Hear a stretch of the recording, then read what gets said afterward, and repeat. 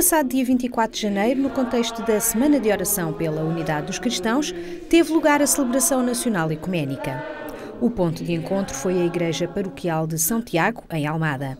Estiveram presentes as igrejas do Conselho Português de Igrejas Cristãs e a Igreja Católica Romana. Designada como celebração oficial, ela foi uma pequena amostra do que aconteceu em muitas outras localidades. D. Jorge Pina Cabral, qual é a dimensão da Semana de Oração da Unidade dos Cristãos aqui em Portugal? Está a ser celebrada de norte a sul do país? Eu espero que sim, e penso que sim, na medida em que efetivamente nós já chegamos a um ponto em que percebemos que há todo um conjunto de celebrações a nível local que ocorrem em diversas regiões do país e das quais também muitas vezes nós não temos conhecimento. Portanto, isso é uma expressão da ação do Espírito Santo, do Espírito da Unidade em Cristo, que nos mostra que as comunidades a nível local tomam para si esta vontade e desejo de se encontrarem. Este ano, o material para a Semana da Unidade foi preparado pelo Conselho Nacional de Igrejas Cristãs do Brasil. O tema Dá-me de beber foi o desafio proposto a todos os participantes, a partir da história do encontro de Jesus com a Samaritana no Poço de Jacó. Esta semana ela convidou-nos muito a nós olharmos para Jesus e aquele episódio do Evangelho em que Jesus dialoga com a Samaritana, dois mundos diferentes, são muito diferentes, inimigos, que a fé aproxima e faz cooperar e leva novas razões de viver àquela mulher samaritana, e como Jesus nos diz que é por este caminho que nós vamos de construir dinamismos de futuro. O texto é belíssimo e foi uma escolha muito boa pelos desafios que nos são trazidos. O próprio Jesus a ir a Samaria, uma terra que era considerada inimiga para os judeus, a sua decisão depois, o conversar com esta mulher, que ele não poderia fazê-lo em público, mas ele decidiu fazê-lo para ser coerente com a sua missão de ir ao encontro dos que precisam, do diálogo, esta importância do diálogo dos dois que são diferentes, mas que desse diálogo surge a alegria da vida, uma nova oportunidade, uma renovação na vida da mulher.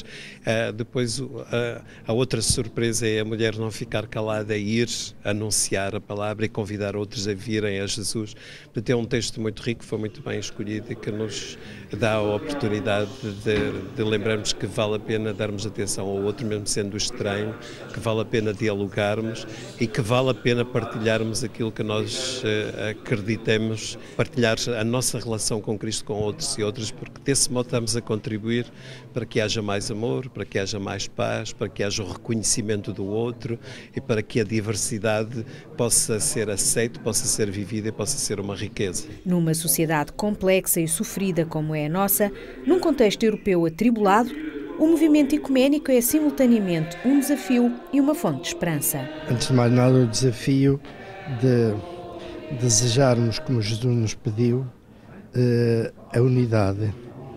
Uma unidade que nos leve a ter uma confiança profunda uns nos outros, que nos leve a reconhecer que aquilo que nos une é muito mais do que aquilo que nos divide. Une-nos o essencial, divide-nos pequeninas coisas e, portanto, continuar a confiar uns dos outros, a ir ao encontro do outro, cada um tomar a iniciativa de ir ao encontro do outro, confiantes e pedindo ao Senhor esta graça e descobrindo também caminhos, que temos muitos caminhos a fazer, como poderemos colaborar, por exemplo, no anúncio, como podemos colaborar no serviço, como poderemos colaborar em dar testemunho, um testemunho mais vivo de Jesus, porque neste nosso mundo Jesus é desconhecido e, portanto, apresentar Jesus ao mundo é uma riqueza, porque me parece que esse é o grande desafio. As conquistas do movimento ecuménico são várias e têm permitido um quadro de comunhão na diversidade que é fonte de inspiração para uma sociedade fragmentada. Quisemos saber que etapas estão ainda por vencer. O passo mais importante é, por um lado, efetivamente, levar a caminhada ecuménica para além da semana de oração, ou seja, torná-la algo de normal, de constante ao longo de todo o ano, naquilo que são os envolvimentos e compromissos das diversas igrejas.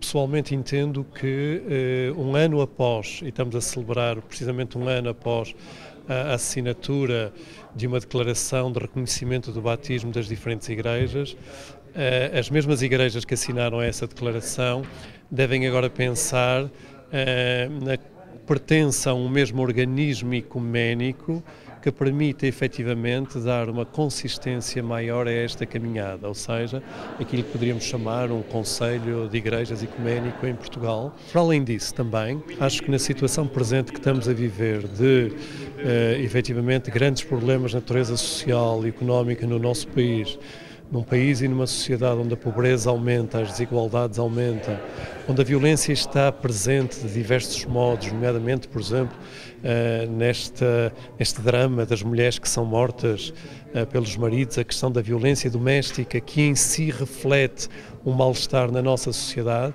Acho que neste contexto, efetivamente, as igrejas são chamadas a dar um testemunho comum e a tudo fazer para evitar estas situações, educando para a paz, educando para a reconciliação, promovendo espaços de reconhecimento das mulheres, das suas necessidades e também das minorias. Ou seja, na medida em que nos abrirmos àquilo que são contextos sofridos da nossa sociedade, a agenda ecuménica pode efetivamente e deve ser muito rica e muito preenchida. O desafio da unidade permanece atual. Que o mundo creia é o desígnio de Deus e a finalidade da Igreja de Cristo na construção de uma realidade nova. Este tipo de celebrações, as liturgias, são formas de desafiarem a que os cristãos se aproximem uns dos outros. E a aproximação das pessoas faz-se na vida em concreto. Os conceitos de justiça, os conceitos de paz, de amor, de anúncio, são conceitos muito concretos, de vida no dia a dia.